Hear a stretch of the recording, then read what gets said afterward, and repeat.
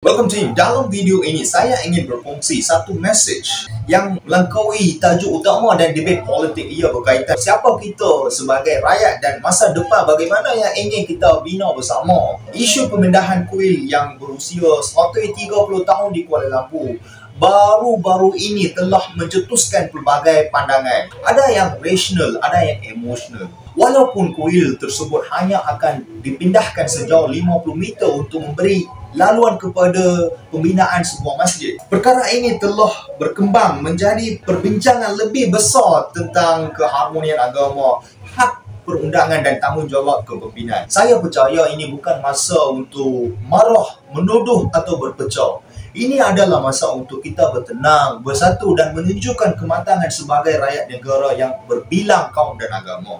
Marilah umat Islam cuba memberi sokongan dan menunjukkan belas kasihan kepada penganut agama lain dengan memberi harapan melalui kebijaksanaan, kebaikan dan bersefahaman. Ini bukan masa untuk terpengaruh dengan isu-isu yang menggelurukan atau emosi yang boleh membawa kepada konflik dan krisis. Kita mesti bangkit melebih pada membina keamanan dan kestabilan ekonomi negara, bukan menyebarkan kebencian atau syak wasangka.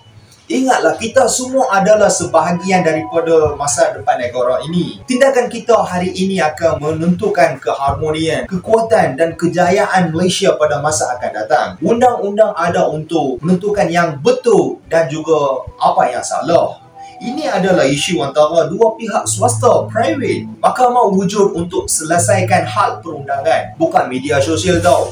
Ramai antara orang-orang bukan pendamai. Mereka adalah penikmat dara yang mencari keuntungan daripada kekecohan dan kontroversi.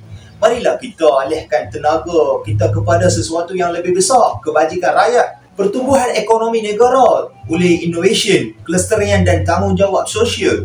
Malaysia memerlukan kita untuk bangkit, bukan berpecah. Every country wants the people have to rise together, not debate among one another. Jadi oleh video ini saya mohon anda semua bertenanglah, tunjukkan kematangan. Mari kita sokong keamanan, berdiri bersama dan juga bekerja untuk kejayaan serta maruah negara Malaysia.